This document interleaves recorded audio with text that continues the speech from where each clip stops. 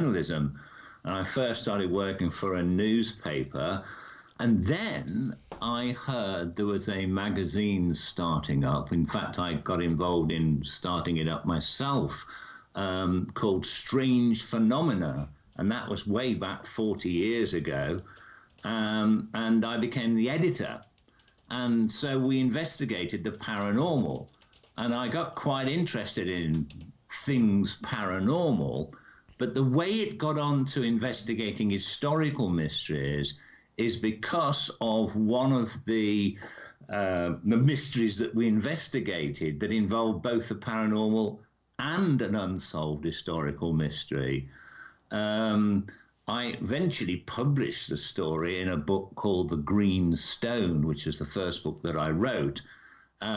It's quite a long story, but the bottom line of it is that the British Queen, Mary, Queen of Scots, who was second in line to the throne after Queen Elizabeth I in the 1500s, was supposed to have possessed a green stone on a silver ring that she had, and there are portraits from the time showing this green stone, and it was believed by many to hold supernatural properties. It was able to perform miracles, and the Catholics at the time, who supported Mary because she was a Catholic as opposed to Protestants, yep, kind of held it as a sacred relic.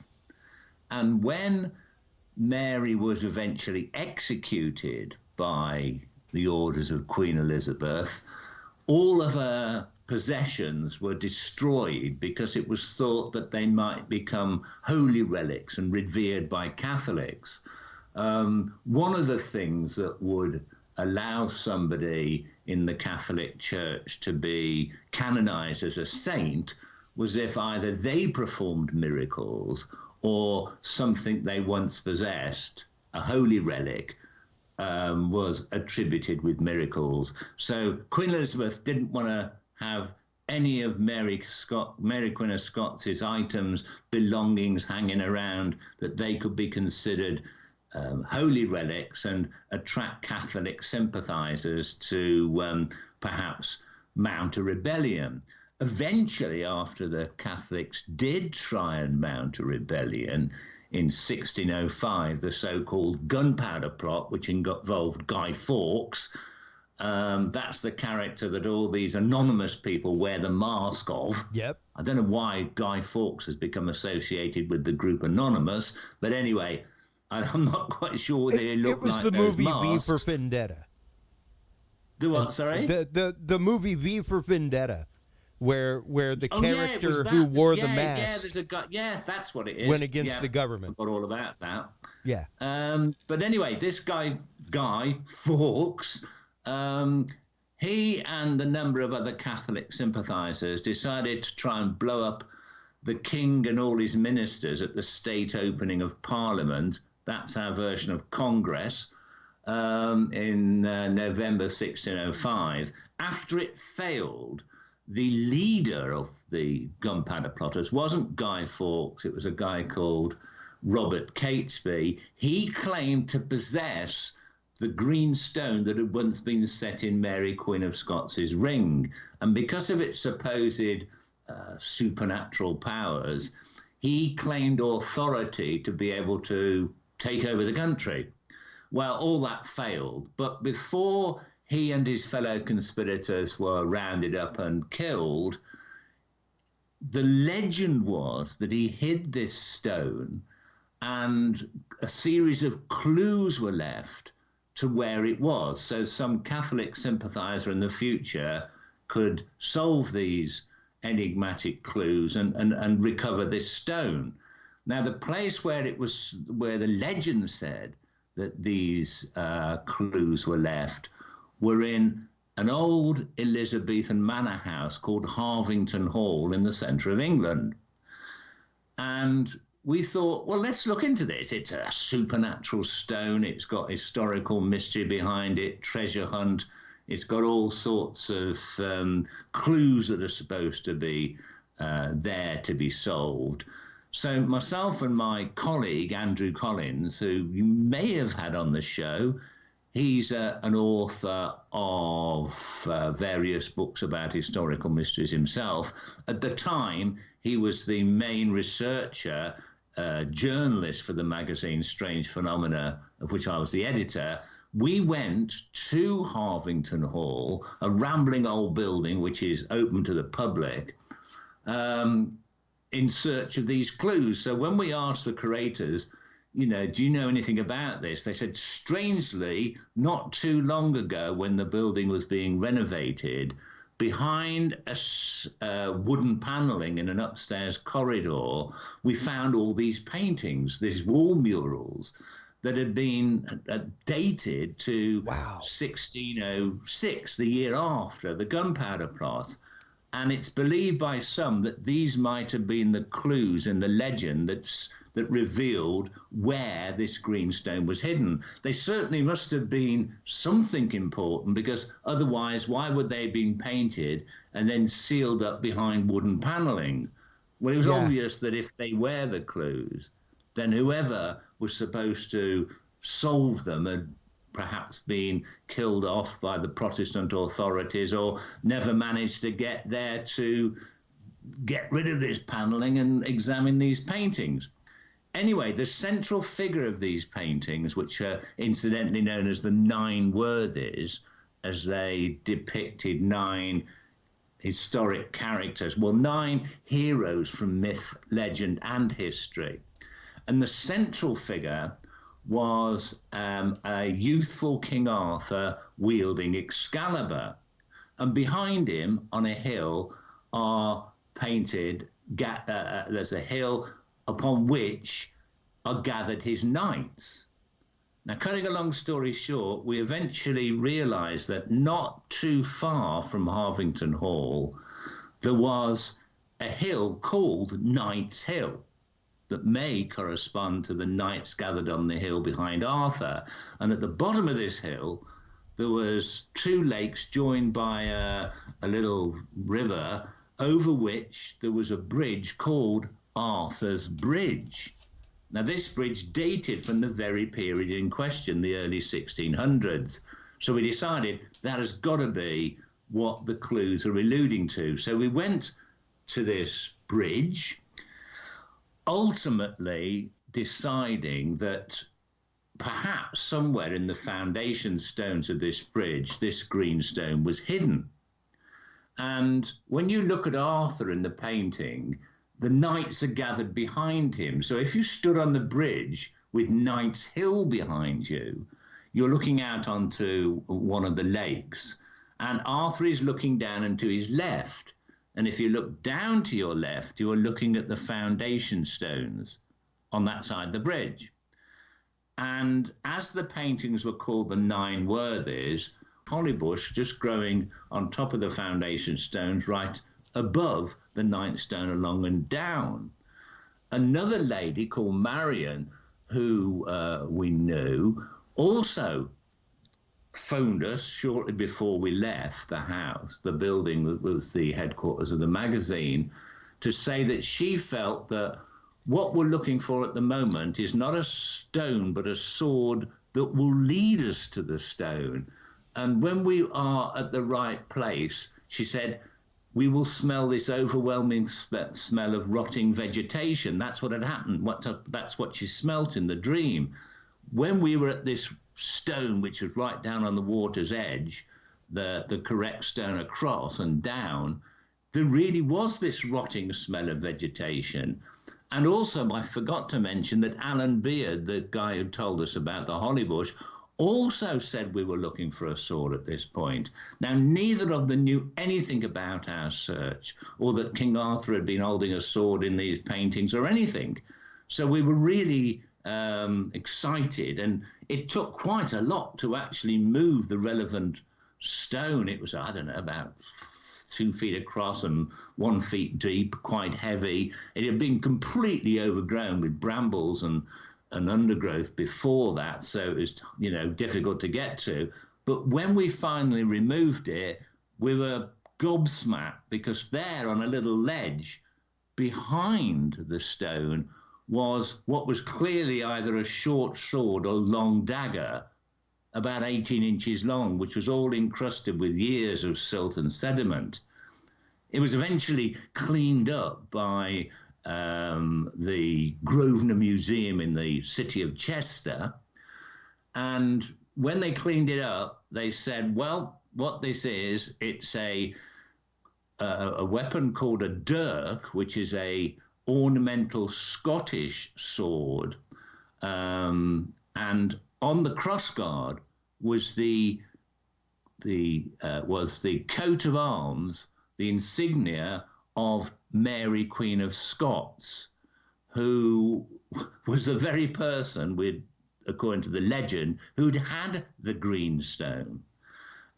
Also written along, I forgot to mention, the stone was known as the Meaniah stone, and along the blade were inscribed the words Meaniah for Mary. So we thought, wow, this is incredible. I mean, not only had we solved a 400-year-old cryptic series of clues, but people's psychic impressions or dreams or whatever you want to call them had actually helped us find this item. And eventually, it was this sword that enabled us to find the green stone. Now, the story of that could go on forever, but the bottom line is that nearby, there was a meander, a bend in the River Avon called the Swan's Neck. And Mary Queen of Scots had been known to her supporters as the cryptic title, The Swan. And there had been like an image of a swan on the other side of the sword. And in fact, one of the people involved in the strange phenomenon, the group was called the Paranormal Research Group associated with the Strange Phenomena magazine was called Parasearch, and somebody involved in the Parasearch group actually thought if they stood on the bridge and held this sword as a kind of divining rod, it would lead them to where the stone was hidden. And it turned out to be at this place called the Swan's Neck. And right beside the banks of the river, there was this mound at the end of an avenue of trees. And this lady Marion, who had talked about the smells of rotting vegetation and that we were looking for a sword, had also had a dream that the stone would be found at the end of an avenue of trees. And this is exactly where we were. And when the mound was dug up, about 3-4 feet down, we uncovered a brass casket, again heavily encrusted with years of silt and sediment. And inside was a small green stone, about, 3/4 of an inch long, 1/2 an inch wide, rounded on the one side, flat on the other, clearly once set in a ring. And it was made from simple jade. So that was a pretty impressive kind of adventure we'd gone on. And that's what got me into investigating historical mysteries with a difference. And to know even the greenstone was the first thing that I had you on about, because you had, I believe it had just been the anniversary of the release of the book, correct? That's right, yeah. And it would happen in 1979, so that would be 2019. Yeah, yes. Yeah, and I mean, I remember just being flabbergasted by this story and the aftermath that happened after you found the stone. That went on at the headquarters and things like that was just phenomenal. I think I sent that book to probably about 10 people. I was just so blown away by it. And your style of writing you have a great way of breaking down a mass amount of data into a very common sense and commonly worded way, Graham. Let's start down the road of the search for the staff of Moses. That is probably hands down, at least according to all texts regarding it, things like that. Probably what would be considered one of the most, quote, powerful artifacts in humankind. What was it that led you down that road? Well, I'd already written a few books about biblical mysteries, and like the Ark of the Covenant and the Holy Grail, all items associated with biblical mysteries. And I thought, well, what's another item that's mentioned in the Bible or from ancient Christian or Judaic history that, that hasn't been found? And the staff of Moses was something that jumped out at me, because I thought, well, look at it this way. The Holy Grail is supposed to cure ills, perhaps in some cases make people live for a long time. The Ark of the Covenant is supposed to be, according to Indiana Jones anyway, a radio for talking to God, or some kind of supernatural weapon that can blast enemy armies. Well, the staff of Moses, according to the Old Testament, is the I don't know what to call it, a weapon, the artifact he uses to bring down or summon the 10 plagues of Egypt and to part the Red Sea. So I thought, well, there's an artifact. Now, what I want, just out of interest, I wasn't necessarily thinking of writing a book about it. I didn't think there'd be enough. But I thought, what is supposed to have happened to it? Now, according to the Bible, Moses was once, the Israelites are enslaved in Egypt. They originally came from the area of what is now Israel and parts of Jordan and Palestine. It was called Canaan back in biblical times. And sometime around about 1300 to 1350 BC, the Israelites had been captured and were made to work as slaves in Egypt. And Moses is born as an Egyptian, but because the Pharaoh, the king of Egypt, who isn't incidentally named in the Bible, he's just known as Pharaoh. Because he is getting concerned about the growing number of Israelites and thinks there might be some kind of revolt, decides to kill all the Israelite newborn children. And Moses' mother, in order to save him, puts the baby in a little basket of bulrush, a little basket, which is presumably not a wicker basket, it's some kind of basket which is waterproof because it floats amongst the bulrushes on the banks of the Nile. So he's hidden. Now, in the story, the Pharaoh's daughter, the princess, finds this baby, and not having a child of her own and seemingly unable to bear children, decides to adopt this child. She finds out in the end who the child's real mother is, and the mother says, yes, I'd like him brought up in better circumstances than us Israelite slaves live. So he's brought up in the royal palace as a prince, an honorary prince. Ultimately, it would seem, we're not told this in the Bible, but the way that the Egyptian line of succession went, it went through the daughter of the Pharaoh, the eldest daughter, and whoever she married, became the new king, the new Pharaoh, which obviously led to a lot of incest. In fact, Tutankhamun seems to have married his own sister, or certainly his cousin, for example. Anyway, so a prince when presumably the princess eventually becomes queen. So he's brought up as a prince of Egypt.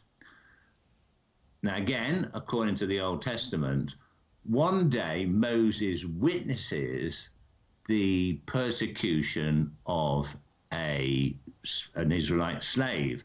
Knowing that he comes from an Israelite background, he is angered by this, and he kills the slave master and then buries his body somewhere. The body is found, and then the Pharaoh punishes him by exiling him from Egypt.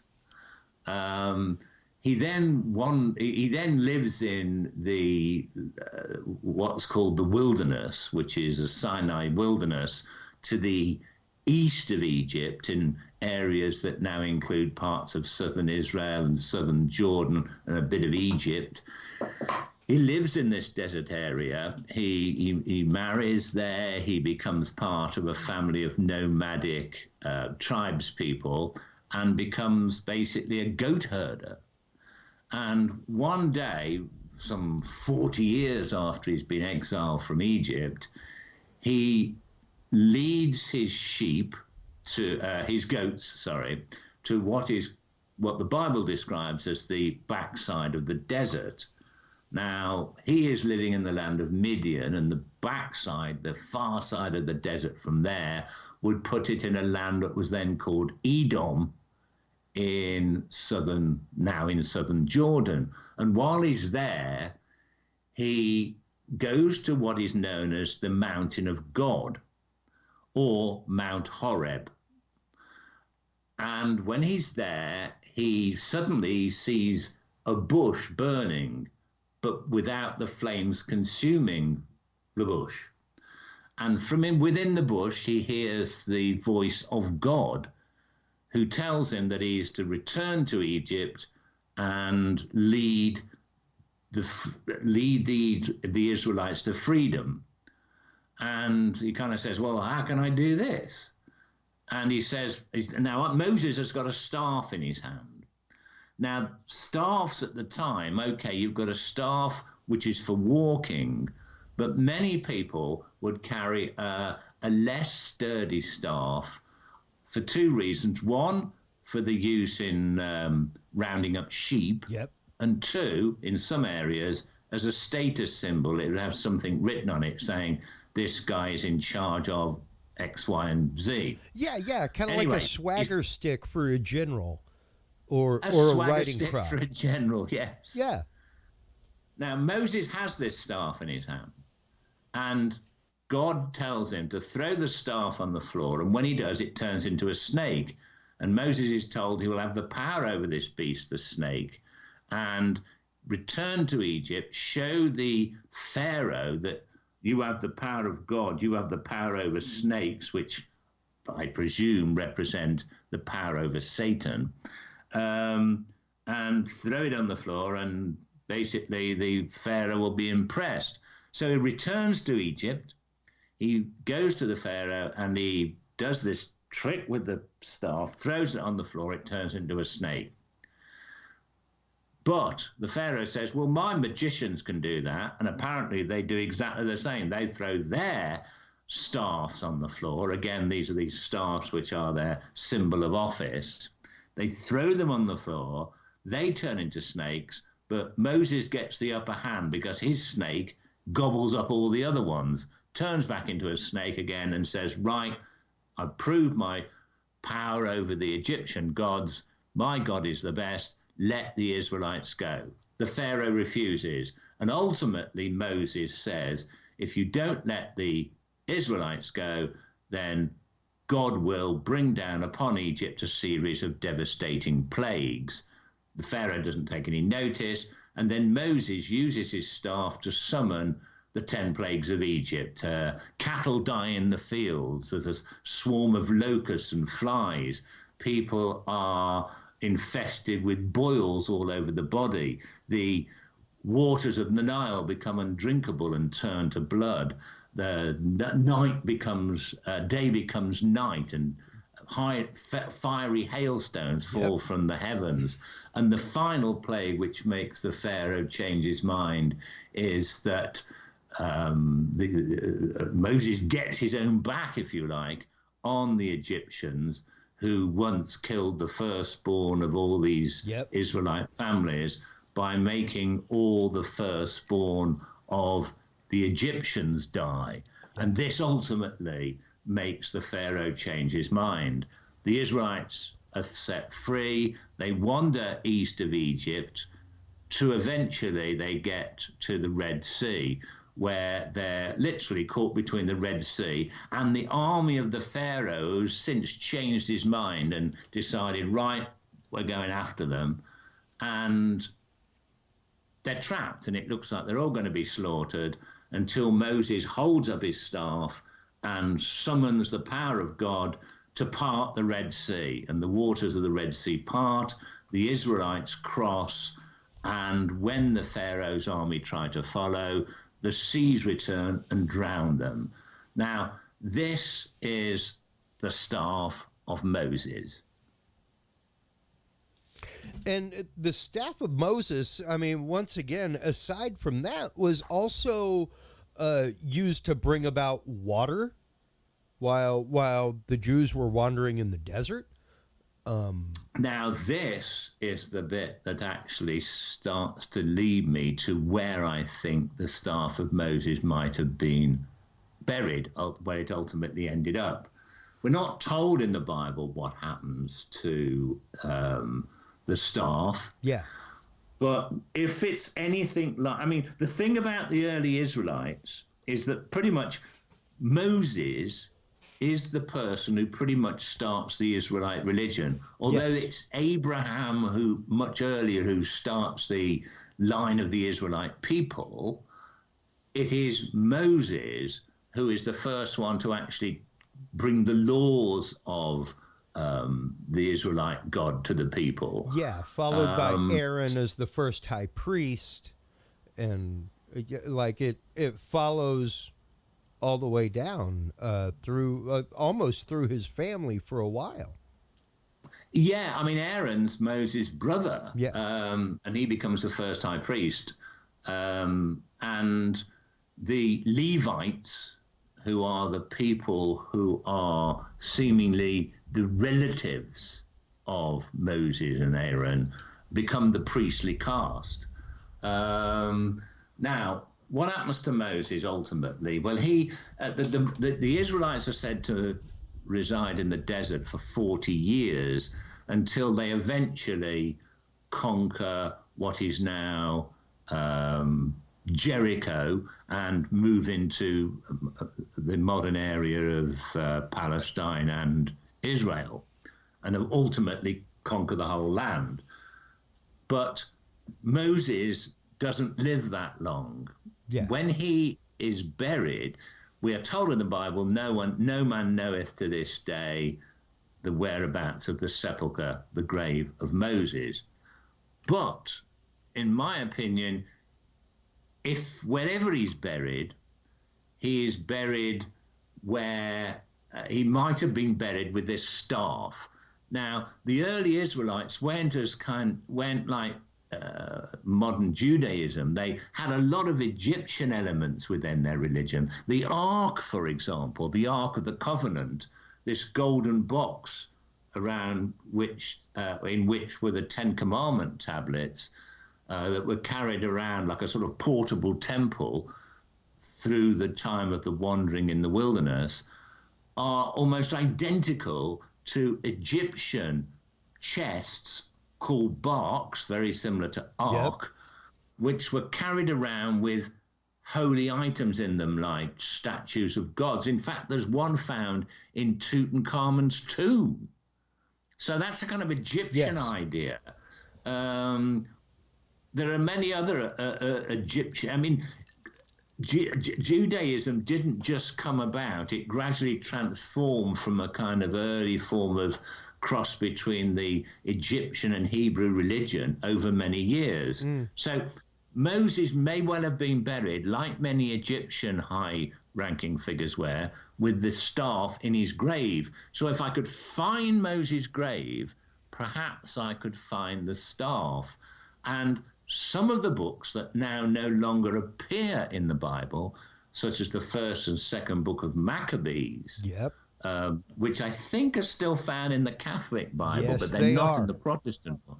Yeah, they are, aren't they? Yes. Yeah. Basically, cutting a long story short, tell us that Moses was buried at the same place that the Ark of the Covenant was made. And the Ark of the Covenant was made at the mountain of God, Horeb, which is the mountain where Moses first speaks to God in the burning bush. And Horeb is also known as Mount Sinai or Mount Sinai. These names are all three separate names: Mount Sinai, Mount Horeb, the mountain of God. Throughout the Bible or different names given to one and the same place as where Moses first communes with God. And it's more commonly known today as Mount Sinai. Now, this, according to the popular tradition, is in southeastern Egypt. It's a place called Jebel Musa, and below it there is a monastery called St. Catherine's Monastery. But it doesn't tell us in the Bible that this is where Mount Sinai is.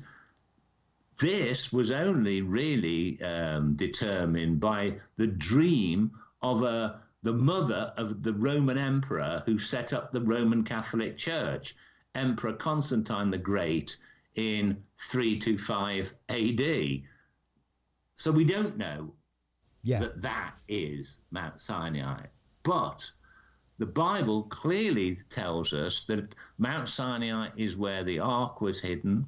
It is also, as I say, called Mount Horeb. Now, there are two references in the Old Testament for Moses using the staff to bring forth a miraculous stream. While the Israelites are wandering the desert, they're dying of thirst. So Moses strikes his staff against a rock and a miraculous spring comes forth. Now, in the one particular account, it doesn't tell us where this is. But in another account, it tells us that it takes place at a place called Kadesh. And Kadesh was a ravine that goes into what was known as the Valley of Edom, which at the time of the Romans, a great city was built called Petra, which is in southern Jordan.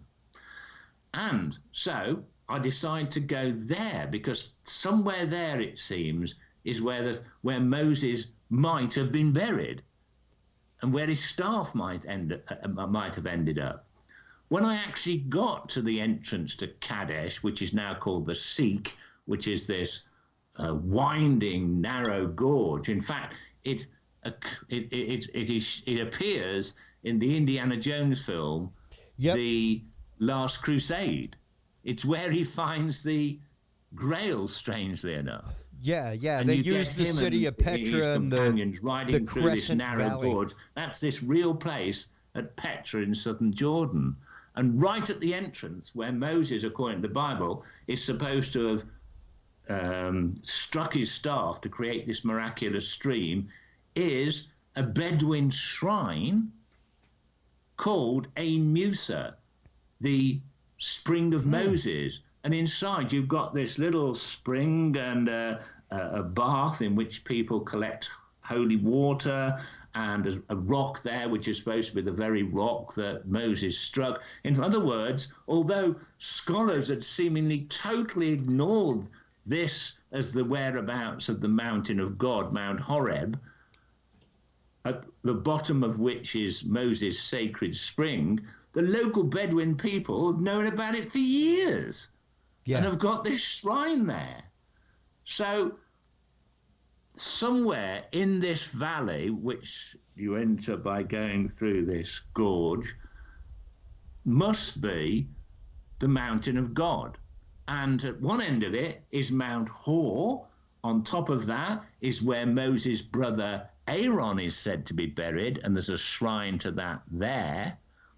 And a mountain at the other end is called Jebel Madaba, and there are many aspects about that really do match the topography of Mount Sinai as described in the Bible. So it was there, it seems, that Moses may have been buried, and hopefully his staff with him.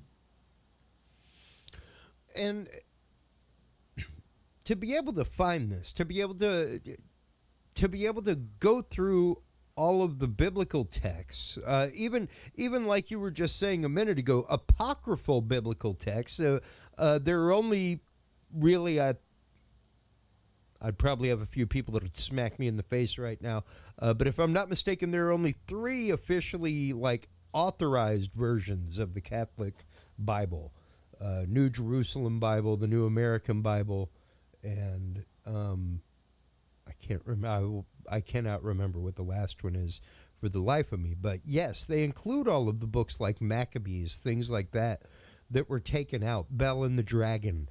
They of course don't include a lot of the things like Book of Enoch, stuff like that were taken out by the Jewish faith whenever Orthodox Judaism came about. Like, and even then, to know that some of these stories were omitted by that faith is really interesting to consider. Do you think that it would be the fact that they were trying to continue to hide this information, or just something that was an unconsidered loss to history? Well, I think to start off with, there were what we call the Old Testament are a collection of ancient Hebrew and Judaic scriptures known collectively as the Tanakh. And they included far more than what was just in the Bible. Oh, yeah. When the Bible, as we now know it, was basically created on behalf of the Emperor Constantine in the 320s, when he decided to make Christianity the state religion of the Roman Empire. Yeah. And so he got his right-hand man, Eusebius, to kind of go through all these different ancient Judaic plus Christian texts. I mean, there's the books of Matthew, Mark, Luke, and John, for example, tell the story of Jesus in the New Testament. There are dozens more that the Catholic Church denied existed for years, until in the 1940s, a series of early Gospels, such as the Gospel of Mary Magdalene, the Gospel of Thomas, even a Gospel of Judas, were found hidden in a cave in the near the Dead Sea, which proved that there were many other accounts of Jesus's life. So Eusebius basically said, well, we're going to have 4 of them, which are pretty similar. And the same kind of went for the Old Testament. Well, we want to build up a kind of background to who Jesus was and where he fits into history. And these are the ones that we want. And later, when the Protestant church came around in the 1500s and broke into many different factions, and you've got Lutherans, you've got eventually Baptist, Methodist, the Church of England, the lot of them, they all had different versions of the Bible. They said, well, we don't want that bit. That doesn't fit in with what we do. We don't want that bit. So this is how that came about. I don't necessarily think that anybody decided to take out the Book of Maccabees because it revealed where the art was. No. It just has things in it that didn't necessarily agree with Protestant view of Christianity as it began to change in the 1500s. Yeah. But anyway, going back to the fact that this mountain, Jebel Madaba, that rises above the shrine where Moses supposed to have struck his staff. I said there was features that are very similar to how the Bible describes the mountain of God. For example, when Moses first leads the Hebrews there, they camp in a valley below at the bottom of the mountain. And we're told that they are first they're overwhelmed by hearing the sound, as it were, of a trumpet exceedingly loud, like an angel playing a trumpet. Yeah. The interesting thing is, when you stand in this gorge that I was telling you about, that Indiana Jones rides through, at the other end of it, there is this strange effect of the wind, if it's blowing in the right direction, that resonates through the rocks And all I can say is it sounds like a bizarre cacophony of Buddhist prayer horns. I actually heard it myself. It's kind of, and it's really loud. And that could have been what is described in the Bible as a trumpet exceedingly loud. There are other things on the, there's something really interesting about when the ancient Israelites, some of the elders go halfway up the mountain with Moses until they reach a terrace where they remain while Moses goes to the summit and receives from God the Ten Commandments and other instructions. This halfway up Mount Jebel Madaba is a terrace. It's an artificial terrace cut into the rock at some point, perhaps as long ago as 3,500 years. And it's basically sandstone that's been leveled into a flat terrace. Interesting. We're told that it shone in the sun as if like sapphire stones. Now, sapphires are blue, and all around in the scree surrounding that terrace, archaeologists have found parts of blue polished slate, which would once have covered the terrace, and in the sun would perhaps have shone like sapphire stone. But the interesting thing is, even though the God of the ancient Israelites is supposed to be an invisible God, we are told that the Israelites were amazed when they were there because they saw God standing astride this terrace. Now, how can that be so? Well, when you look at the very early Hebrew translations, it says the feet of God were implanted upon this terrace. And there are two obelisks, two sandstone obelisks, contemporary with the cutting of this terrace. They're made of sandstone. And these two obelisks are known locally by the Bedouin as the feet of God. So could the story about they saw there the feet of God have then turned into, over the years, the story of God standing astride on this terrace? So these are some of the things that really make me think this is the true mountain of God, not the place in eastern Egypt where pilgrims visit today. So where here would Moses have been buried? And that was the next part of my quest. Well, and what did that lead you to, Graham? Well, I took a long time. My hometown is Birmingham, not the one in Alabama, the Birmingham in the centre of England. It's England's second biggest city. It's not that famous. Most people in America know places like Liverpool because of the Beatles, or Manchester because of Manchester United, but they're much smaller cities than Birmingham, which is huge, and it's really got many museums and galleries, and it's got one of the biggest libraries in the country, and it's got huge sections on archaeology. Now, the reason being that Birmingham grew up during the Industrial Revolution at a time when there was a new echelon of society, basically entrepreneurs and industrialists. Before that, it was either peasants or aristocrats. Now you've got this middle class, or that became even richer than the aristocrats, people who had made their money in coal mining, building steam engines, and the Industrial Revolution. And the heart of the Industrial Revolution and the growth of this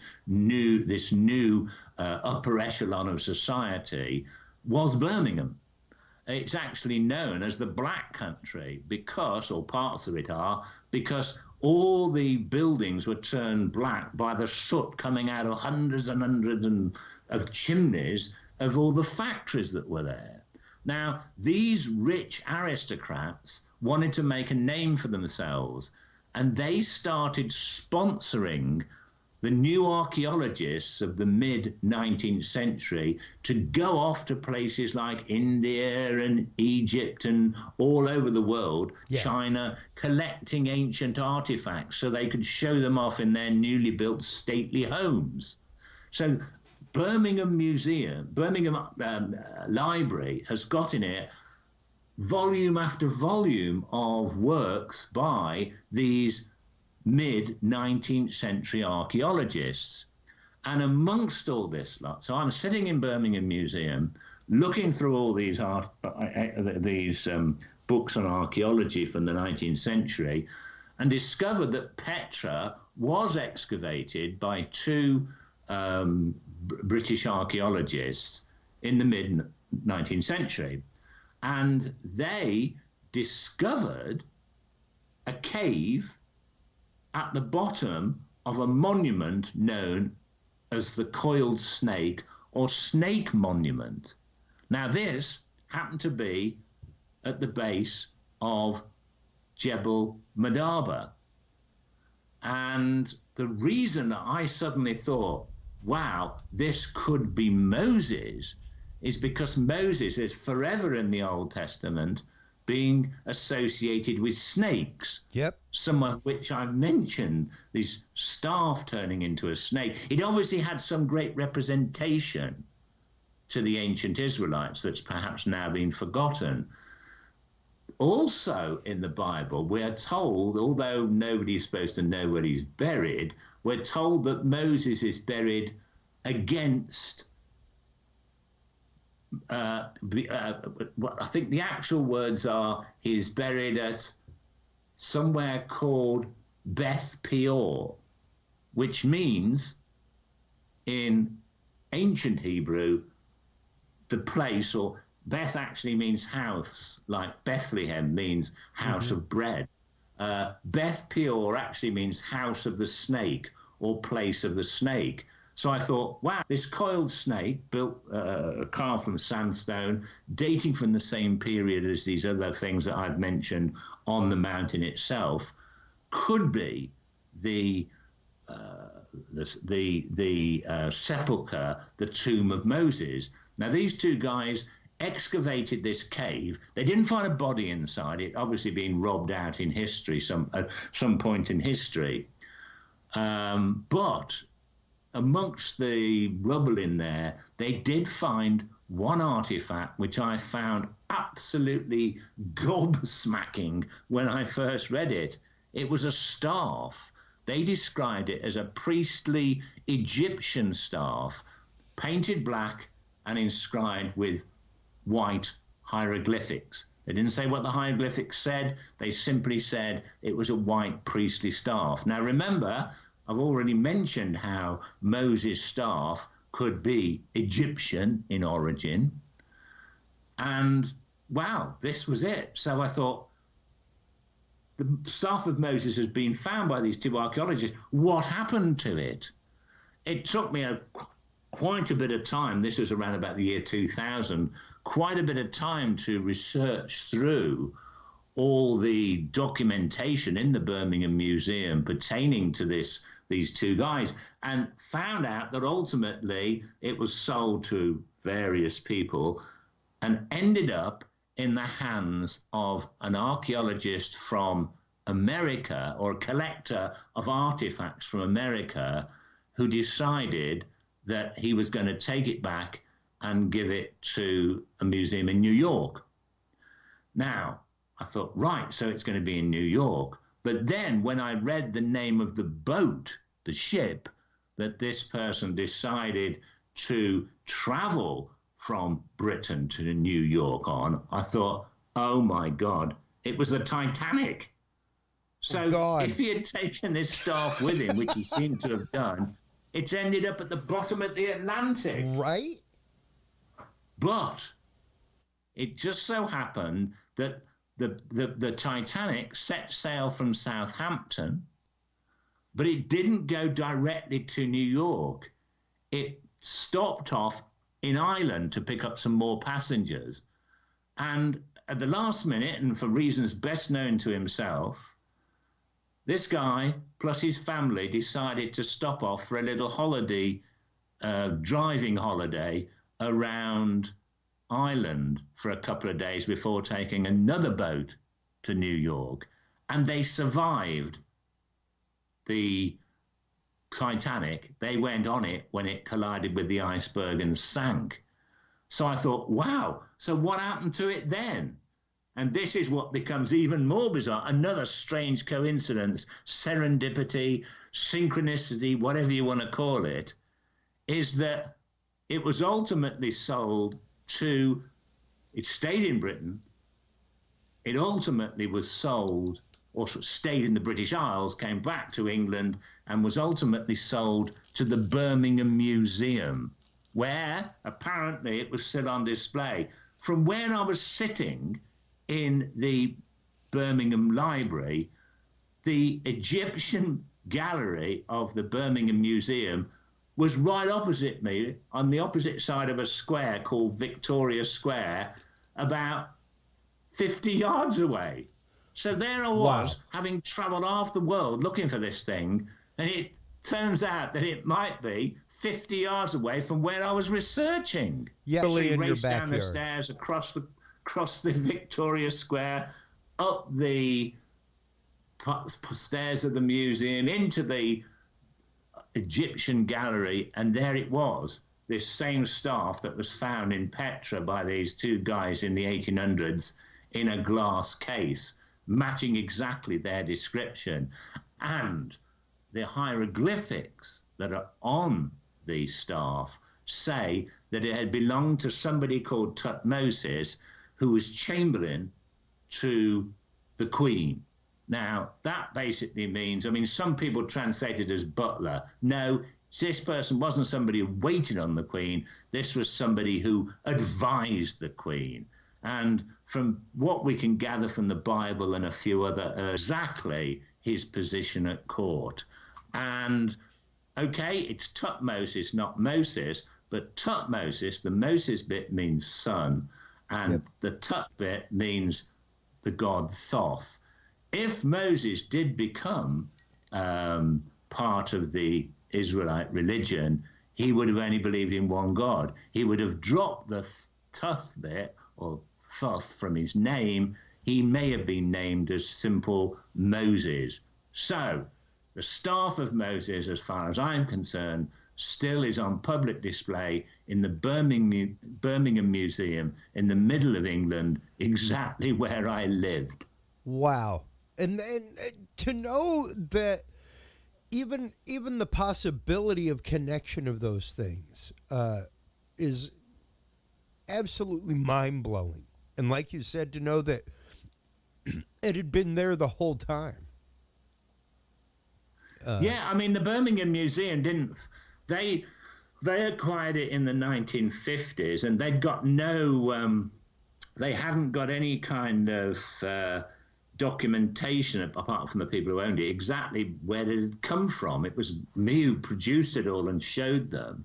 And I basically said, look, in order to verify that this may have belonged to Moses, we've got to actually acquire, make sure that it does in fact date from the time Moses is said to have existed, which was somewhere between 1300 and 1350 BC. Based on a whole set of things that are mentioned in the Bible. So can we have it carbon dated? But they refused. They said, no way, it'll damage it too much. And there's been a number of documentaries made about this that I've done for the National Geographic Channel, the Smithsonian Channel, a number of, TV channels that are well respected, and they said, we'll pay to have this done. Surely you want to know how old this thing is, Nah. And they said, oh, no. And people said, why won't they carbon date it? Well, to me, the answer is probably that if it it could be a Victorian fake. These two guys could have just basically said, well, let's fake a staff and sell it to some rich guy. There was a big demand for... Oh, absolutely. For ancient artifacts from Egypt in the 19th century. There still is. So it could be a Victorian fake. All the research that I've done suggests that it isn't. But if, on the one hand, it turns out to be a Victorian fake, they got a useless artifact on their hands.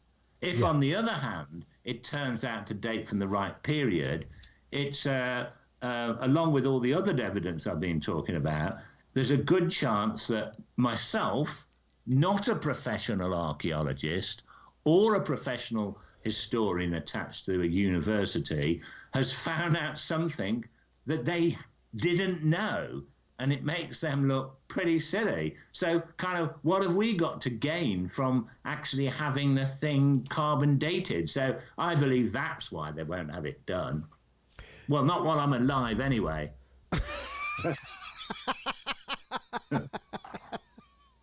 And, you know, we talk so often on this show, Graham, about the literal religion of science. And I got no problem with religion. I mean, hey, I spent my first year in college as a seminarian. You know, religion's a great thing, and when taken in moderation, as my spiritual director used to say. But when you get to the point that your mind is so cemented that you are not willing to accept evidence to the contrary because it may, quote, crush a paradigm, or it may cause a kerfuffle in what we know as history, to me the answer is good. Like, we need to go down that rabbit hole. We need to investigate that.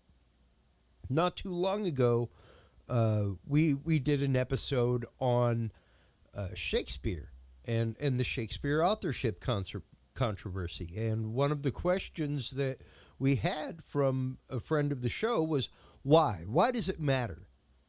Why does it matter? And it's like, well, it matters because it's history. Well, in the case of Shakespeare, I actually read a book about Shakespeare called The Shakespeare Conspiracy. Mm-hmm. The word conspiracy then, this is going back into the 1990s, was not a dirty word. No. I mean, a conspiracy is simply a group of people getting together to try and cover something up or make something seem as if it isn't or whatever. If they didn't exist, there's a lot of people that need to be let out of prison, and there's going to be a whole lot of, like district attorneys that are out of jobs. Precisely. Well, the conspiracy in the case of Shakespeare I investigated was the conspiracy amongst scholars, not religious types this time, scholars, to make Shakespeare out to be a much nicer character than the historical documents seem to suggest. The historical documents seem to suggest he was a drunk, he got involved in fights, he wasn't religious. He was he basically was fairly mean with his money, and yet the way that academics have portrayed Shakespeare over the years was this kindly man who loved his wife and went to church and never did a bad thing in his life. Well, to me, that just didn't click with the kind of the way that most artistic geniuses are, whether they're writers, musicians, painters. Most of them are either drug addicts, completely bonkers. They're certainly bohemian or different, or that they wouldn't come up with these new and innovative ideas. Yeah. But if you look at the documentation, I mean, Shakespeare was supposed to be loved by everybody that knew him as a writer. In Stratford-upon-Avon, again in central England, everything seems to be central England. Again, Stratford-upon-Avon. It's almost like the world revolves around England.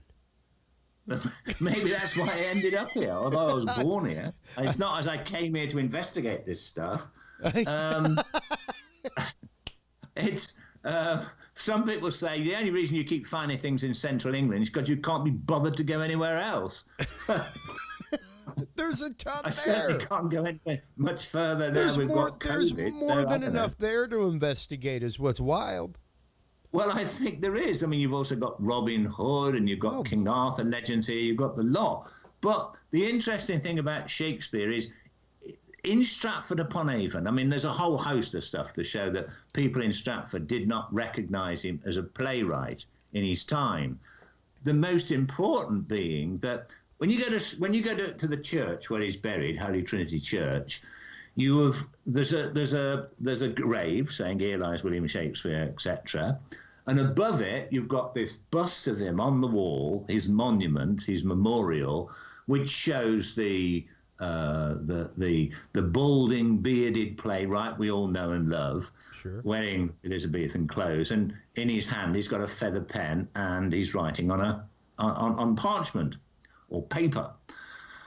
Now, the thing is, everyone says, well, if he wasn't known as a writer and respected as a writer in Stratford-upon-Avon, surely they wouldn't have depicted him like that. So I thought, that's a good point. But then I looked into the historical documentation to discover that this particular memorial was only put there in 1744 by a theatrical agent. Wow. The original had crumbled and needed repairing. So this theatrical guy who wanted to start a Shakespeare theatre in Stratford said, oh, well, I'll pay for it to be done. And he had it done in the way that we know it today. But luckily, earlier drawings do survive of what the original monument looks like. And it shows a different looking, thinner person with his hands on a sack, showing that William Shakespeare, I mean, these memorials showed the person's trade. So the one now shows him as a writer, but the original showed him as a dealer in bagged commodities. And if you look at all the writings about Shakespeare at the time that still survive in Stratford, it talks about him buying land on which to buy wheat and barley, selling molten grain. He basically sold grain to the brewery industry. Yeah, there is not a single document showing a payment to William Shakespeare from a patron for writing anything. Well, as a writer, and he must have been pretty prolific, writing a whole host of plays. When you remember, he has to write these with pen and paper, a feather pen, and then he's going to make mistakes, so he's got to rub them out, screw up his paper, start again. It would have taken years. I mean, I wrote my first two books before they actually had word processors, and because I couldn't type then. And in fact, the typewriter I had didn't have the letter T and E in it. So I thought I had to write a book without the letters T and E, which would have been quite complicated. You got to be real creative. I'd have to be real creative. But anyway, so I wrote them literally out by hand, and there was a lady I knew who did the typing for me. And it takes forever. I wouldn't do it now. I wouldn't have even started writing books. But anyway, can imagine Shakespeare with a scratchy pen and not very good paper in those days. It would have taken him years to write these books and a lot of time. So he had pretty much a full-time job, and he was acting at the Globe Theatre and other theatres, and he was producing, and he was directing his plays. I mean, he hadn't time for anything else. Yet all the records in Stratford-upon-Avon show that he was and they didn't get much money for this, about the equivalent of £5 for a play, which, okay, that'd be a good few £100 these days, but it wasn't much. And in London, he was living in squalid accommodation, which is all he could afford. But in Stratford-upon-Avon, he buys the second biggest house in the town, a place fit for a lord. He buys hundreds of acres of land where he can grow his wheat and barley for the for the brewery trade. He lends large sums of money at exactly the same time as he's being sought by authorities in London for not paying paltry sums of money for his rent and his taxes. I mean, he's leading at the very least some strange double life. But all these things about Stratford, about William Shakespeare, is not what the theatrical community and the academic community want us to know. Yes. Shakespeare was a genius. There's no doubt whoever wrote those plays, whether it was the same William Shakespeare or whoever wrote those plays was a genius. And he not only really wrote some wonderful plays, he thought up the whole modern concept of theatre, which also ultimately became the movie industry. Yeah. If it wasn't for Shakespeare, we may not have television now, for all I know. An amazing poet as well. And he was an amazing poet. And the thing is that because the academic community, particularly in Victorian times, wanted to portray Shakespeare as pretty much the patron saint of the English language. Britain was conquering the world. It ruled half the world, the greatest empire the world had ever known. And people wanted to say, well, Shakespeare is the father of the English language, as the patron saint of the English language. He must have been a really great guy. I mean, he couldn't have been some drunkard, somebody. In fact, all he left his wife in his will was his second best bed. I mean, who's the first best bed for? Yeah. I mean, he was clearly an adulterer or something. I mean, all these things they don't want you to know. They don't want school kids to know all this. So they portray Shakespeare as this wonderful man who one day set off with a pack on his back and went to London and became a playwright, made loads of money, was good to the people of Stratford and so on. And it just wasn't like that. And also, when you look into it, you are told that Shakespeare was born just a few days ago from today, actually, the 23rd of April. Yep. He died on the 23rd of April. Do you know what day that is? St. George's Day, the patron saint of England. Wow. It's got to tell you something. Interesting. So anyway, the Shakespeare conspiracy was basically this whole conspiracy, particularly in Victorian times, and still going today, to make Shakespeare this character that he wasn't. And in fact, when my book came out, it got vast amounts of publicity. And one newspaper described me as the worst kind of Philistine. And another one described me as an enemy of the arts. And the Shakespeare Centre in Stratford-upon-Avon even banned me from going in. Picture of me underneath the desk. So I had to literally go in with a false beard.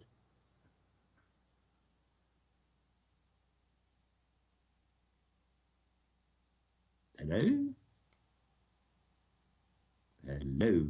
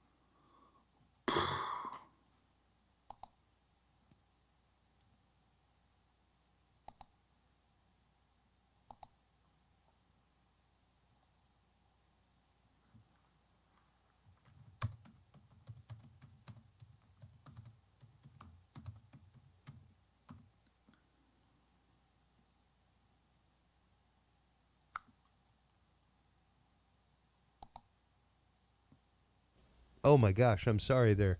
Oh, I've got you back. Yeah, sorry about that. What happened there? Apparently, we had a little bit of a problem with our device here. So I'm back. We're here. Sorry about that, folks. I was responding to the fact that your work is so broad, so vast, and even like you were just saying, going into the topic of the lost history of Shakespeare. Most of your work deals in lost history and misunderstood history. But when you start talking about things like the Templars, the Ark of the Covenant, like you were saying a minute ago, there are so many different stories about the staff of Moses, the death of Moses, where it might be. What were some of the things that you started coming across when going into your research on the Ark of the Covenant and the Templar connection? Yeah, well, as I've already mentioned, the mountain of God is not only where it seems that Moses was buried, but also where the Ark of the Covenant ended up. And this is what we're told in this, the second book of Maccabees, one of the books we were talking about that had been taken out of the Protestant Bible. Now, it was apparently with some other artifacts hidden in a cave.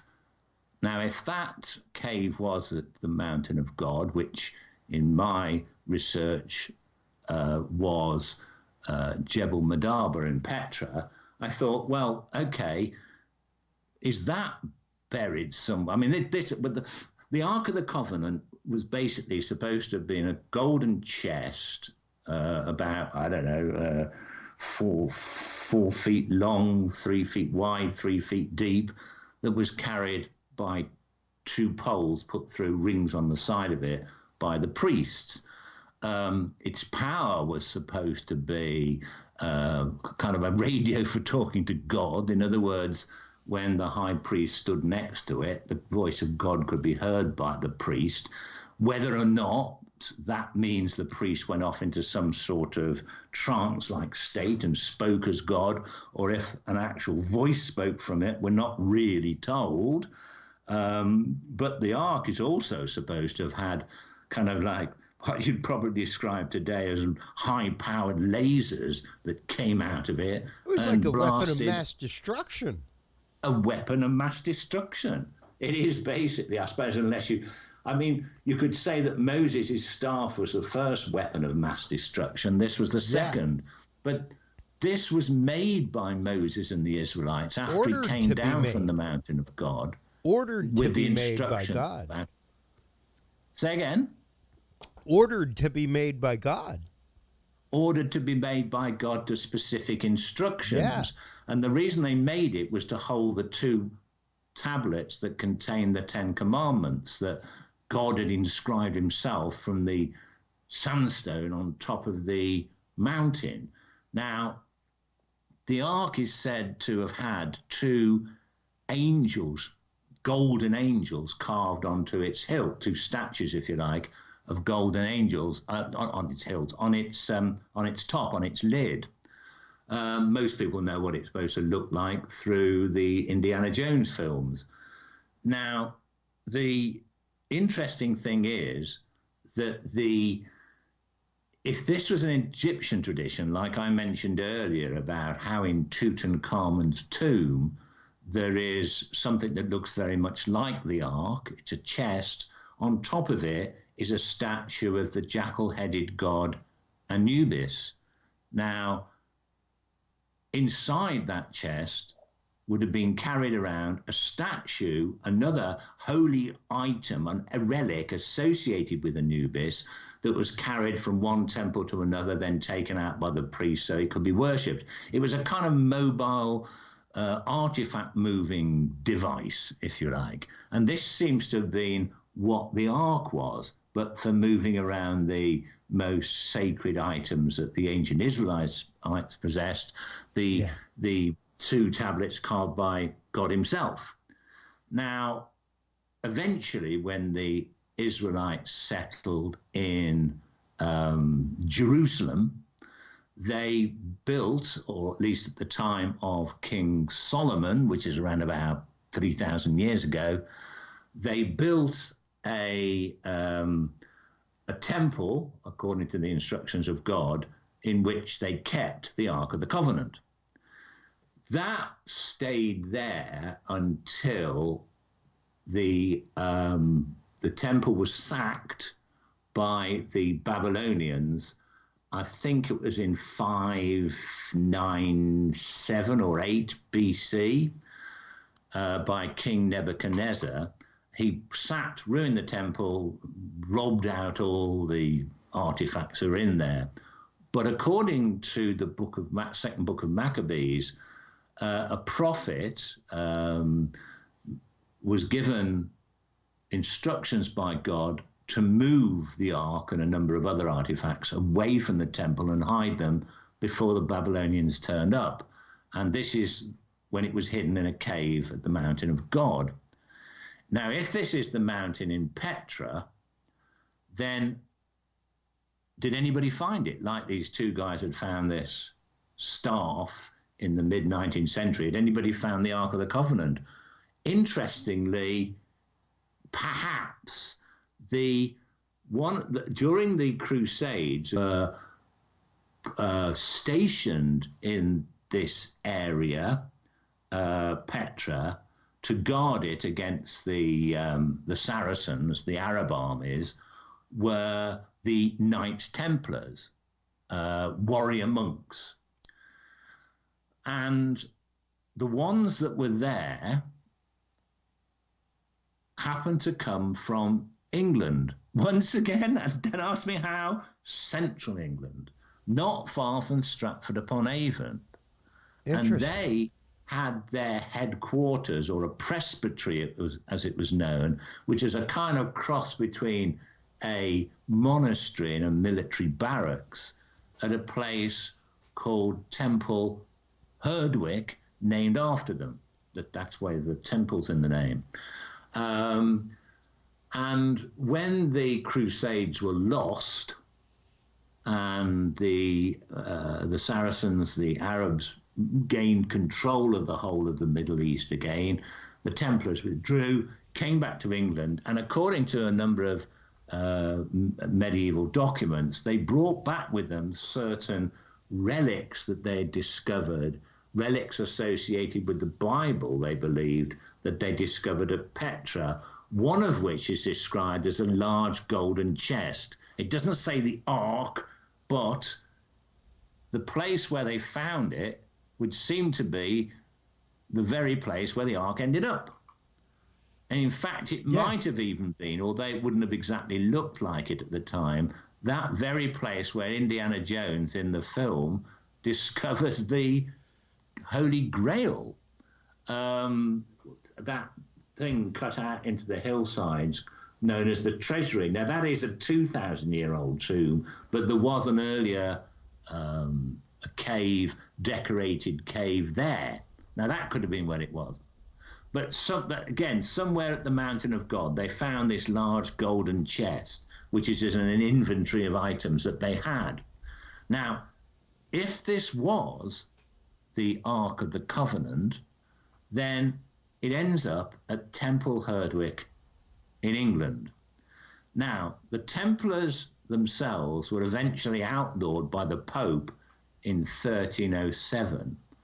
And a lot of them were burnt at the stake on the 13th, Friday the 13th of October of that year, which is one of the reasons why Friday the 13th is considered unlucky. The Templars, this little chapel that they had in which they kept these items, including their most prized possession, this golden chest, for many years was a barn. And then it was turned into a private house with parts of the walls still there. But they also built another church on the hill. Now, even though the Templars throughout much of Europe were outlawed in 1307, they survived in England because the English king at the time had fallen out with the Pope, and they survived here for some years until the last of them, which included these few at Temple Herdwick, were wiped out by the Black Death. Now, they knew that the bubonic plague or Black Death was soon going to kill them all off, probably. And when they built this church on top of a hill that overlooks Temple Herdwick, called the Burton Dasset Church, it's the Burton Dasset Hills, on the Burton Dasset Church, legend told that they had secreted clues as to where they had hidden their treasures. It doesn't say the Ark, but let's say the Ark's amongst them, as I believed. Clues as to where the Ark had been hidden. Now, in very much the same strange way as much later the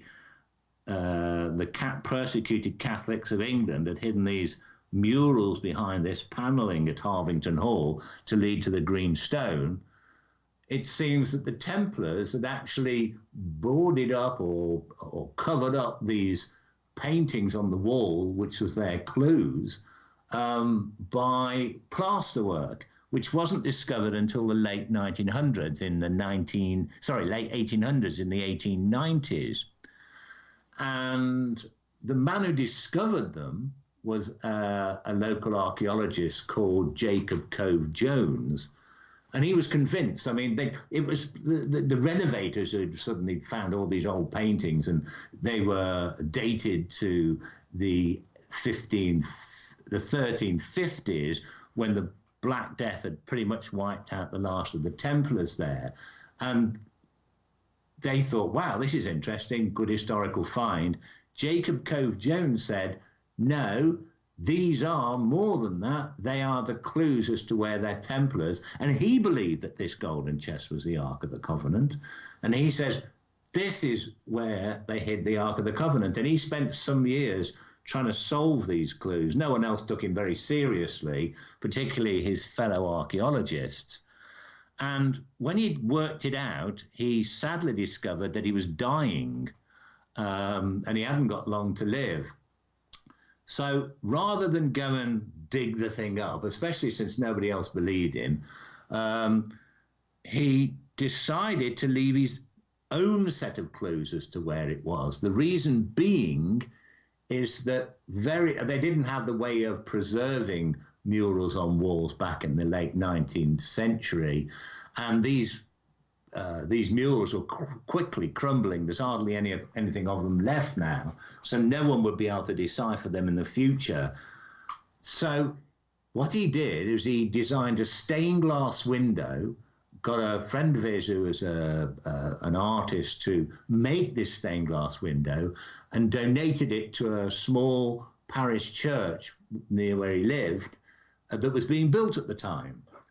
And that window, according to his family tradition, held the clues as to where one could find where the Ark was hidden. Now, I went to this church in a little village called Langley, and when I saw that, I was quite surprised that the window is actually so small. It's only about, 5 feet high and about 3 feet wide. But the church is very small. It's one of the smallest churches in England. It's a tiny little place, like a chapel, really. But this stained glass window doesn't depict the Ark of the Covenant. It depicts the three wise men visiting the baby Jesus, and giving him their gifts of gold, frankincense, and myrrh. Now, the actual event is called by the Christian Church Epiphany. An Epiphany is the 12th night of Christmas, which is the 6th of January, I believe, or the 5th. Anyway, the night between them is known as Epiphany Day. Now, I thought, well, if this holds the clues as to the Ark of the Covenant, I mean, does anybody in the family know what they might be? Have they researched it? And I traced Cove Jones's descendants, and they said, well, the man was just a bit crazy. People have tried to solve the clues, but there's no Ark of the Covenant depicted in it, so we don't believe that he ever did. He may have paid for this window to be put there. He may have even designed it and told the glassmaker to put it in the way he designed, but they didn't believe it led to anything.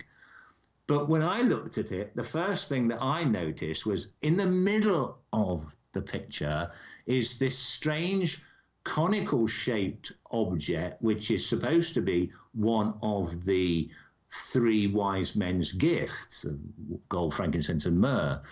But it's a weird shaped vessel. It's basically a kind of round thing with like castellated or a castellated top, like battlements around it, and on top of that is this conical roof.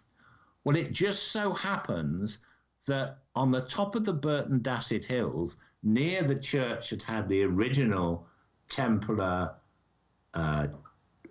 murals on the wall, there is something that looks exactly like that. And it's known locally as the Phoenix Beacon. And on this object that seems to be held by one of the three wise men is depicted a phoenix. So I thought, wow, that's actually depicting a thinly disguised local monument. And looking into the history of the Phoenix Beacon, I discovered that it was built by the Templars at the same time as they built the Burton Dasset Church, and it directly overlooks their presbytery, their little chapel, which was for years a barn and then turned into a private house. It directly overlooks it. So I thought, well, maybe it's there, but that didn't seem to lead anywhere. Then I thought, why depict the three wise men on the Epiphany? Well, maybe it's got something to do with that date, the 6th of January. How did the three wise men discover where baby Jesus was to be found? Well, they did that by following a star. Yep. Now, stars, in fact, are associated with the Ark of the Covenant. Remember I said there was two angels on the Yep. top? They are supposed to be Gabriel and Michael. And Gabriel and Michael are depicted on the walls of amongst the Templar murals on the walls of the Burton Dasset Church. And in ancient Hebrew tradition, the two tail stars of what we now call the Big Dipper or the Great Bear, Binatesh and Mitzar, represent, that's what they're called that's their Arabic names, but they were originally known as Gabriel and Michael. So in other words, the two tail stars of the Big Dipper, or the plough as we call it in England, are represented as are thought to represent the angels depicted on the lid of the Ark of the Covenant. And there is a star depicted in the Epiphany window. In fact, two stars, one laid upon the other. And right next to them in the window surround, there is two letters, B and M. And everyone says, well, that's associated with the name of the wise men. They're Balthazar, Mekar, I think it is. And what are they called again? Balthazar, Melchizedek, and oh God, I have CCE teachers that'd like to slap me right now. Graham. Something beginning with G, isn't it? Yes. Anyway, the M and the G, the M and the B and the M, they said, represented the names of two of the wise men, the two you just mentioned. Yeah. But I thought they could also represent Binatesh and Mitzar.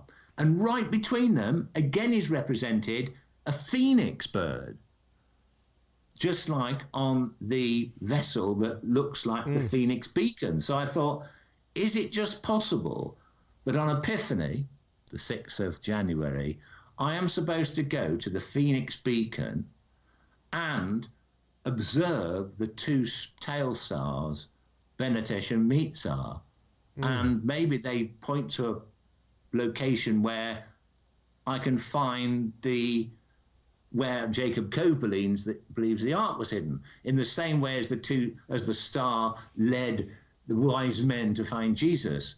But the thing is, as the night goes by, the stars move around as the earth rotates. So what time of night? Well, at the top of the window, there's a picture of a rooster or cockerel. And the early Christian tradition held that when the wise men got to Bethlehem, by following the star, the way they actually discovered where Jesus was in the stable, they heard a cock crowing at midnight, which is unusual, and it was crowing right on top of the stable, and that led them to find Jesus. So could this mean that at midnight on the 6th, Epiphany night, if I go to that Phoenix Beacon, I can be given a location by the position of those two stars as to where I have to look. But if I have to look somewhere, what am I looking for? Well, directly below the two stars is depicted a red archway of some kind.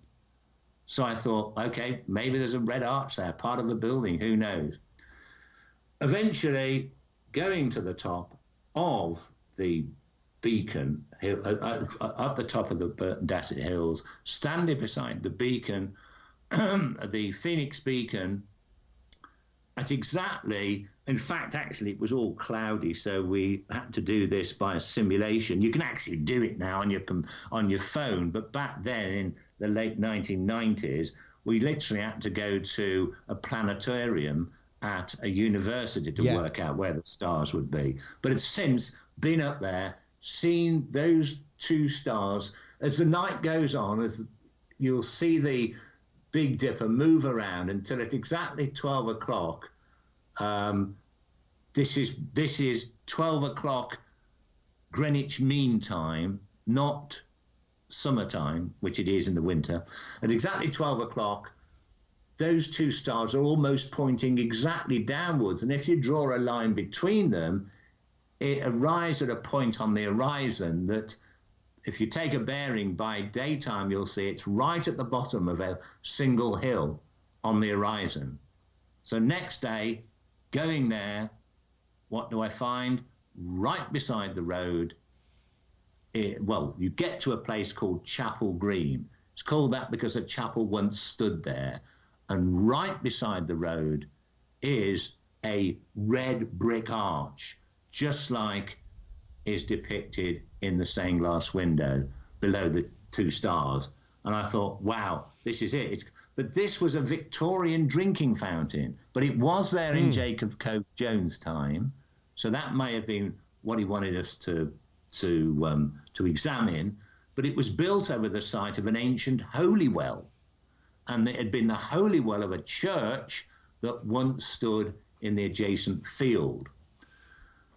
We got a geophysics team to come in and examine the area, and it seemed that the actual church wasn't built in the field behind where the holy well was, an old chapel that had been knocked down in the 1950s, and it had stood where the road is now. So when they put the modern road in, they basically dug up the old chapel.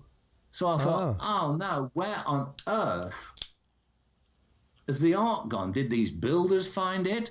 I happened to discover that the head of the building company that laid this new road, that dug up the old church, so there was no protection against old monuments in those days. This guy, after being relatively poor, had bought one of the biggest houses in the entire county. Where did he get the money? Unfortunately, he was long dead and his relatives had scattered all over the world. So who knows what had happened to the Ark of the Covenant. But an interesting footnote is that a lot of the stones that had made up the church were used as rubble to bank up a stream nearby, in a wood nearby. And when searching through what were clearly stones from an old church all against this embankment and around this little stream, one of the stones that was discovered was a sandstone slab about 18 inches high and wide, and on it was written all this strange writing. It was clearly very old, and experts said that the writing on it was Proto-Sinaitic, which is an early form of Hebrew, and the stone was identified as coming from Mount Jebel Madabar, the very mountain, I believe, was the mountain of God. Wow. In other words, there's a possibility that what we had found was one of the stones of the Ten Commandments that had once been in the Ark. When these builders found it in the 1950s, the Ark, they thought, that's gold, we'll have that. Well, that's a piece of stone, let's chuck it away. So I could have found one of the Ten Commandments. Wow. Now, going back to this stained glass window, Graham, even I've got it up on screen right now for our internet viewers, things like that to see, and just a couple of things to note, like the kings themselves, like never in any account does it say that they are armed. No. The one in the foreground definitely looks as though he is wearing some kind of chainmail, does the quote Balthazar with the B. They definitely look as though they're wearing something similar, almost to a bishop's cloak, and what they wear ceremonially in the Catholic Church, at least in the middle. But even himself, right there underneath his crown, looks like he has chainmail on. Well, this is, interestingly, how the Knights Templars eventually used to dress. Except they wouldn't wear crowns. But Sure. the original Templars were poor knights of Christ, as they call themselves. Absolutely. But as they got more powerful, they got richer, they took wives, they were no longer monks, they had great wealth, and that could represent Templars. And even down in the lower right-hand corner, if you note, like, there is a crown down on the floor from the, quote, king that is kneeling before Mary and Christ. And right over here in the bottom right-hand corner almost looks like a church or something like that, which I suppose would be the third gift, you know, from the third king. But almost looks like the entrance to a Gothic cathedral, something along those lines. Yeah, I mean, the unfortunately, we don't know what the church chapel where Cove Jones believed the ark was hidden actually looked like, because the only photograph I've managed to find of it is when it's still a ruin. But that is an interesting point. Yeah, and I mean, it just the detail in which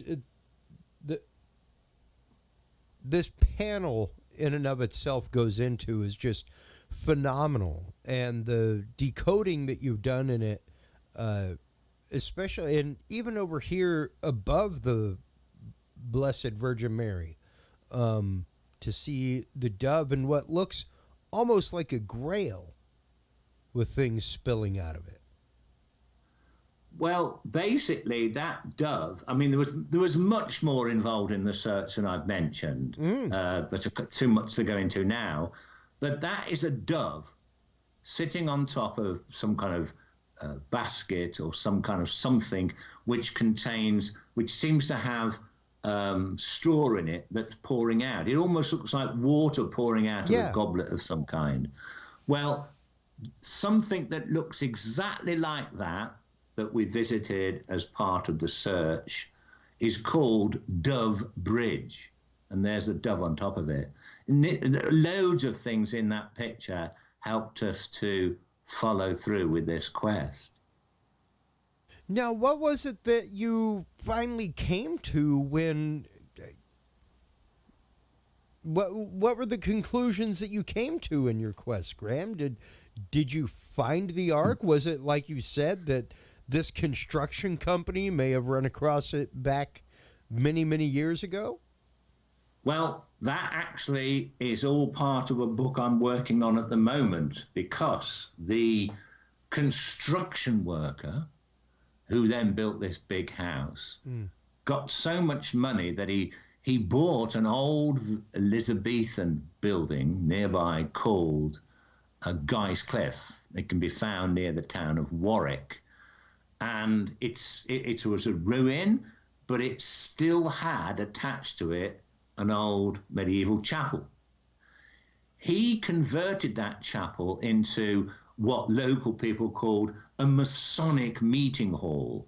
Now, they weren't Masons, they weren't Freemasons, because they called themselves the Order of the Rose Cross.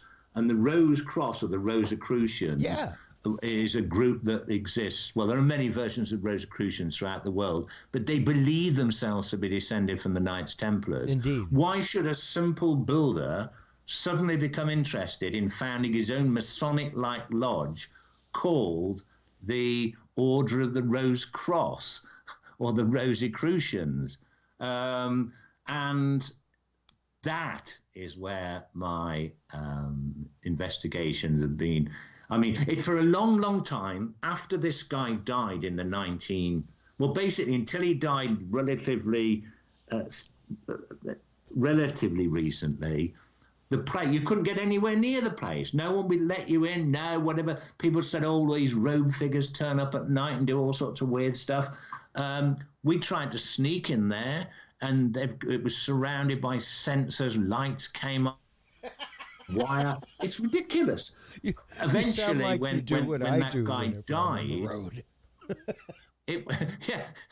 when this guy eventually died, it was donated to the Freemasons of Warwickshire. So they all, because it's so big inside, they divided it into 3 separate Masonic meeting halls, and they all share it together and pay for its upkeep.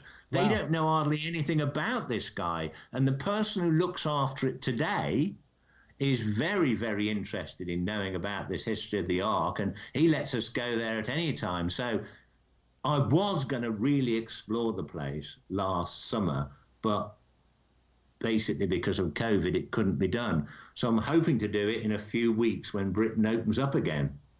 Yeah, and you know, we were kind of talking about that pre-show, things like that. What has that done for your not only for your research, the world of COVID, things like that, but what has it also done for your writing, Graham?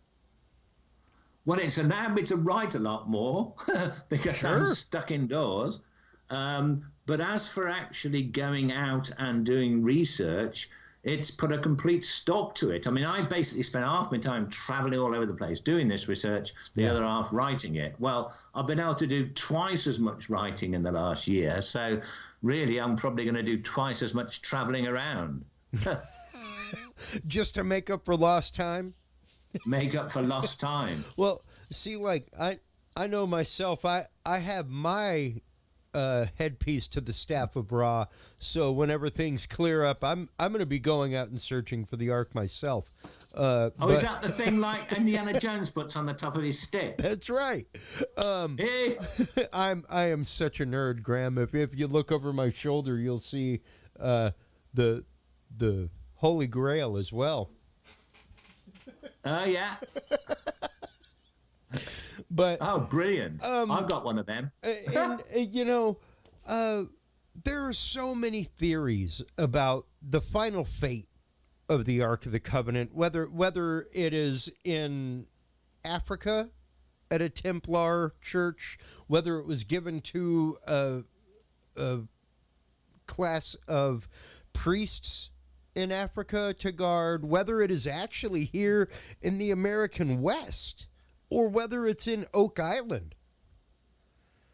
Well, the story about it ending up in Ethiopia and Africa comes from the fact that they have a tradition, the Ethiopian church, that when Solomon built the temple to house the Ark, he had 2 sons, and one of these, they basically fell out with each other, and and ancient Israel split into 2. Israel proper in the north and Judea in the south, surrounding Jerusalem. And one the person who was on the losing side, I believe, or the side that lost Jerusalem, one of the brothers decided to make an exact replica of the Ark, put it in the temple, and take the real one away when he fled the country and went to Ethiopia. And it's that which the Ethiopian church believed was the real Ark that they keep in a church there. Now, researchers that have been there searching for it have got as far as to where it is, and they've got some guy standing outside saying, yeah, we've got it here. Can I see it? No, no one can see it apart from us. So there's no real proof that they've got an Ark, but Well, if they do have, then there's two arks. They say that that's an original and a copy. And so the one that stayed in the Temple of Jerusalem and was eventually hidden at the Mountain of God is a replica. But to be quite honest, you know, I'm not myself convinced about the Ethiopian story. There's nowhere in the Bible does it suggest this, and there are no ancient Israelite writings or Hebrew or Judaic writings that say it ends up in Ethiopia. That's purely an Ethiopian tradition. The story of it ending up in Oak Island or anywhere in America comes from the fact that a number of researchers believe that some of the Knights Templars, when they were being persecuted in Europe, sailed to America. Now, it's possible. Columbus wasn't the first one to discover the Americas. The Vikings were. They'd done that a good 300 years or so before the Templars could have sailed there. They did it by island hopping from what the Vikings did, Britain, Iceland, Greenland, across to Canada, down the coast. So it could have been done. And so they could have ended up in Canada if the Knights Templars had it. And that's where that theory comes into it. But as for the money pit, this Oak Island thing, it's a fascinating story, but how far down are they going to, I mean, if you're going to hide something, why put it down about, I don't know, how deep is that thing? Well, and, you know, I know that quite a few people that typically listen to the show, honestly, during the Curse of Oak Island, don't listen to the show live on Tuesdays. So starting next week will be an influx of listeners. Even my wife is addicted to the Curse of Oak Island. Like, I lose out my wife to the Curse of Oak Island. Well, I know you seem to keep finding everything out. Or the suggestions that there's original Shakespeare manuscripts. Oh yeah, down there. yeah, preserved in mercury, like all kinds of things. But it's like everything amazing from every time is there. I mean, it's certainly a fascinating construction. I mean, that they built this great big pit with these channels that go to the sea. I mean, whoever built it, it's something quite remarkable. Well, but I really haven't researched that one. There's too many other people doing it. It's out there. It really is, and it's one of those, Graham, that for me, like I keep telling people, whether or not they find gold, whether they find silver, whether they find lost Templar artifacts, or you know, the booty from King Solomon's temple, what have you, what they are finding is history. It started off as the search for Captain Morgan's treasure, didn't it? The treasure that they are finding is history. That's the treasure that they're finding, is the truth of what happened on Oak Island. Whether it's gold, silver, lost, like I don't care if it's the hidden body of Jesus Christ. What they're finding right now is amazing points of history that have never been known. And it's almost as if somebody dug that great big thing years and years ago, put some item from that particular period of time in there. Later on, somebody from a later period of time put something else, and they just keep doing it. So it is strata of history. Yeah. And it's amazing. And even the Templar cross that David Brody, go check it out on the Dudes and Beer group, Graham. I know you're a member. Check it out from David Brody. We just had a great episode with him on the Knights Templar. And to know that, like, that's up there in the Hudson Valley, stuff like that. Like, it is straight up a Templar cross on a stone. Wow. You know? I'll have a listen to that one. And of course there is the theory that the lost tribe of Israel may have come over to the American Southwest, and that is where the Ark of the Covenant is finally lying. Well, you know, actually, there are not just one tribe of Israel lost. There were 9. No, 10. Because there was 12 tribes. 2 of them ended up as the tribe of Judah in Judea, plus the Levites, and all the other 10, no one knows what happened to them. Yeah, one of them was actively obliterated.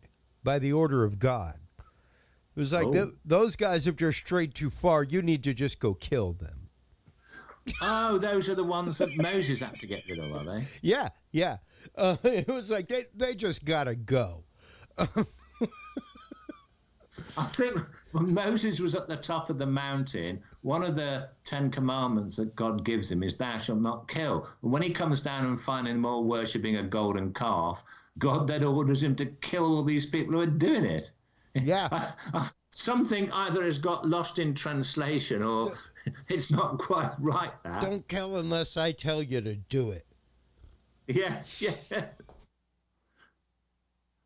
Well, Graham, once again, the research that you have done over the last decades is so vast, so incredible, so absolutely mind-blowing.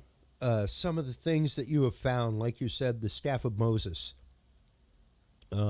even the connection to the greenstone, things like that. It's so amazing. I cannot wait until the new books come out.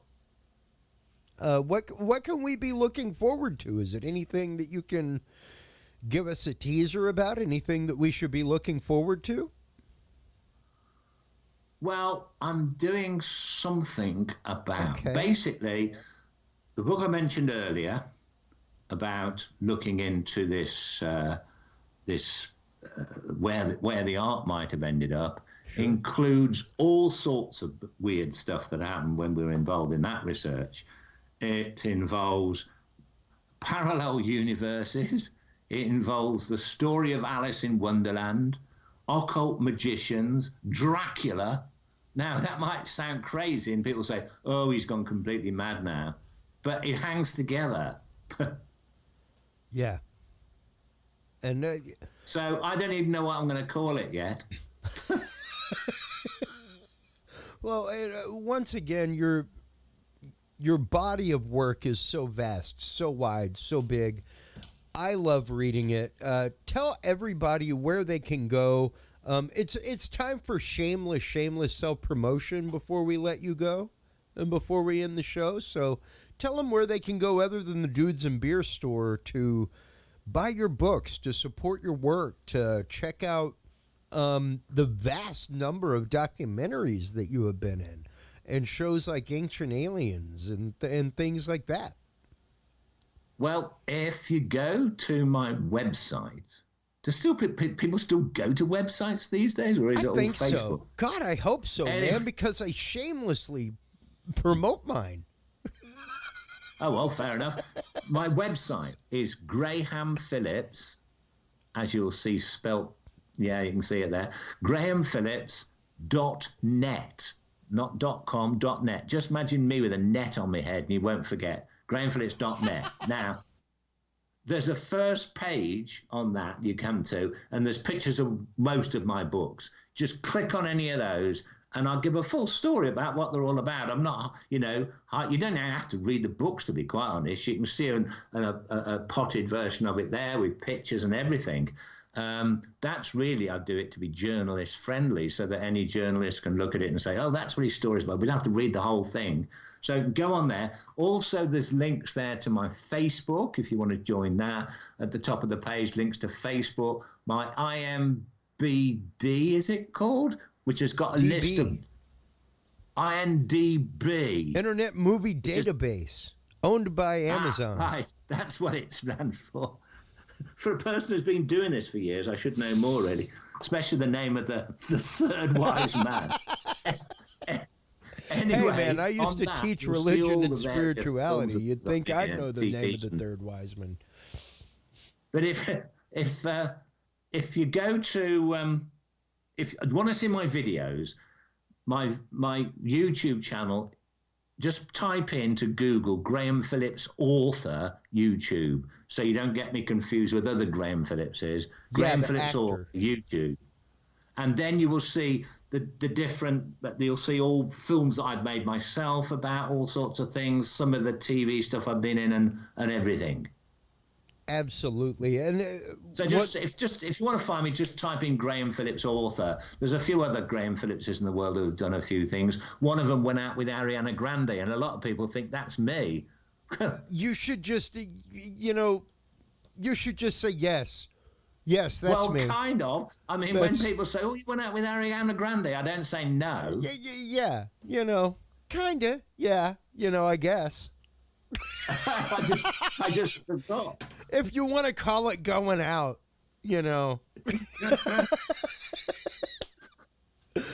Graham, once again, thank you so much for the time as always. The realm of knowledge that you have on these topics is so vast, so incredible, and I cannot wait until the new book comes out, and I cannot wait until your next appearance. Thank you so much again.